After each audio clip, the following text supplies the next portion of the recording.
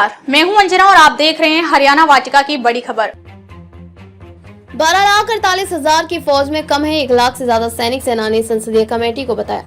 नई दिल्ली। भारतीय सेना यानी 12,48,000 की फौज, एक सिर्फ फौज में इस वक्त के 1 लाख से ज्यादा सैनिकों की कमी है। ऐसे वक्त में जब पाकिस्तान से लगते लाइन ऑफ कंट्रोल LOC में तो सेना मुस्तैद है ही, साथ ही पिछले करीब 5 साल से ईस्टर्न लद्दाख में ही चीन बॉर्डर यानी लाइन ऑफ कंट्रोल LAC पर लगातार 50,000 से ज्यादा सैनिक तैनात है। यहाँ से सैनिकों की संख्या कम करने का अभी कोई प्लान भी नहीं है। पिछले साल जब जम्मू में आतंकी वारदातों में बढ़ोतरी हुई तो वहां 15,000 अतिरिक्त सैनिकों की तैनाती की गई।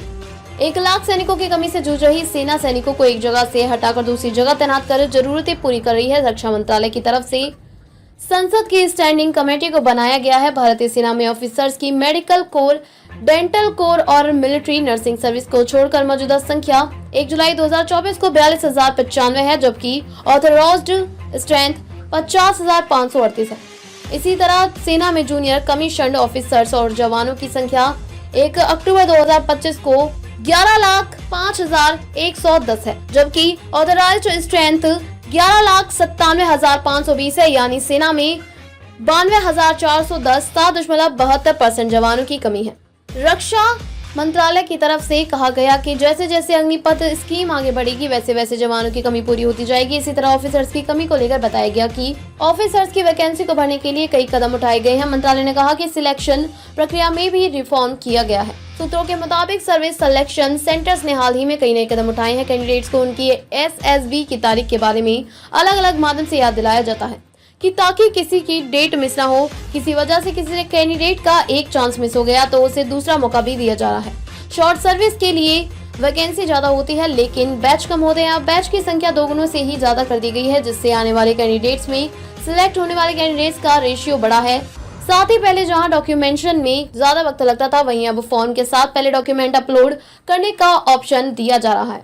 यह अभी अंडर प्रोसेस है। इसी तरह यहाँ मेडिकल में 8-10 दिन लगते हैं, वहीं इसे 2 से 3 दिन में करवाया जा रहा है। कोविड की वजह से 2 साल तक सैनिकों की भर्ती ही नहीं हुई थी, जबकि हर साल 60,000 सैनिक रिटायर हुए और कोविड वाले 2 सालों में करीब 1,20,000 सैनिक रिटायर हुए। फिर 2022 से अग्निपथ स्कीम के तहत अग्निवीर की भर्ती हुई और पहले और दूसरे साल दोनों बार 40,000 अग्निवीर भर्ती किए गए।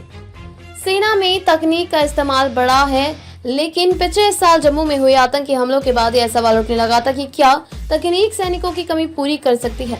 ईस्टर्न लद्दाख में LAC पर तनाव बढ़ने के बाद से वहां 50,000 सैनिक डटे हुए हैं। जम्मू से हटाकर कई सैनिकों को वहां भेजा गया है। जिस जगहों पर सैनिक की संख्या कम की है वहां आतंकियों को फिर से पनपने का मौका मिल रहा है। ऐसे लेटेस्ट अपडेट पाने के लिए हमारे चैनल को लाइक, फॉलो, सब्सक्राइब करें और बेल आइकन दबाना ना भूलें। अगर आप हमें फेसबुक, इंस्टा, ट्विटर के माध्यम से देख रहे हैं तो कमेंट करना ना भूलें। धन्यवाद।